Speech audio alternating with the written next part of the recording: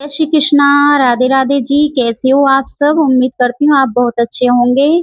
तो आज हम इस वीडियो में बात करेंगे साल की सबसे महत्वपूर्ण और पुण्यदायी एकादशी निर्जला एकादशी के बारे में, जिसे भीमसेनी एकादशी भी कहा जाता है। क्या आप जानते हैं कि एकमात्र इस एकादशी का व्रत करने से सभी एकादशियों के व्रत का फल प्राप्त होने की मान्यता है? तो आइए जानते हैं इसका महत्व, कथा, शुभ समय, पारण और विशेष उपाय। पौराणिक कथा के अनुसार महाभारत काल में पांडवों में सबसे बलशाली भीमसेन थे। उन्हें बहुत भूख लगती थी, तो इसी वजह से वे अन्य भाइयों की तरह एकादशी का व्रत नहीं रख पाते थे।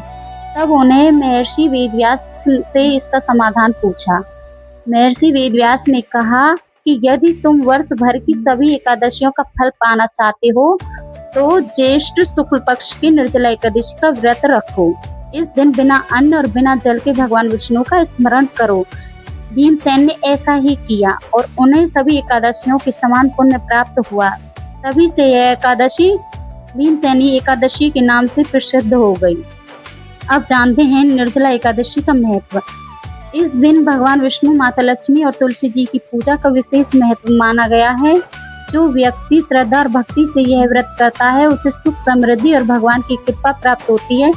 मान्यता है कि इस दिन किया गया जप, तप, दान और पूजा अनेक गुना फल प्रदान करते हैं। अब बात करते हैं व्रत के नियमों की। निर्जला एकादशी के एक दिन पहले सात्विक भोजन करें और उसी दिन आप तुलसी दल तोड़ के रखें, क्योंकि एकादशी पर तुलसी नहीं तोड़ी जाती, लेकिन अर्पित जरूर करनी पड़ती है, क्योंकि विष्णु भगवान को ये सबसे ज्यादा प्रिय है।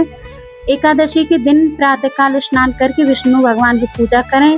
पीले पुष्प, तुलसी दल और भोग अर्पित करें। दिन भर ओम नमो भगवते वासुदेवाय के मंत्र का जाप करें। यदि स्वास्थ्य अनुमति दे तो ही निर्जला व्रत रखें। यदि ऐसा संभव ना हो तो अपनी क्षमता अनुसार फलाहार कर सकते हैं। अब जानते हैं इस व्रत के विशेष फल। कहा जाता है कि निर्जला एकादशी का व्रत करने से पापों का क्षय होता है, जीवन में सकारात्मक आती है और भगवान विष्णु की विशेष कृपा प्राप्त होती है।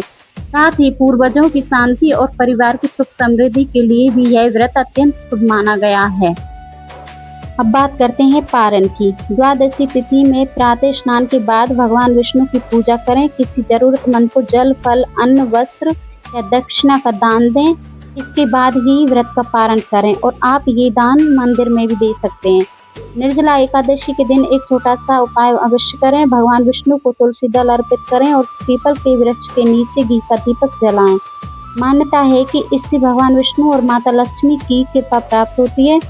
तो दोस्तों, यदि आप भगवान विष्णु और माता लक्ष्मी की कृपा पाना चाहते हैं तो श्रद्धा और विश्वास के साथ निर्जला एकादशी व्रत अवश्य करें। और अगर आपके मन में एक प्रश्न आ रहा है कि हम व्रत नहीं करते हैं, जो वो शुरुआत कर सकते हैं, तो जी हाँ, बिल्कुल आप इस एकादशी पर अपना व्रत शुरू कर सकते हैं और जितना हो सके इसका लाभ उठाएं, कीर्तन करें, नाम लें और उपाय करें। राधे राधे। जय श्री कृष्णा।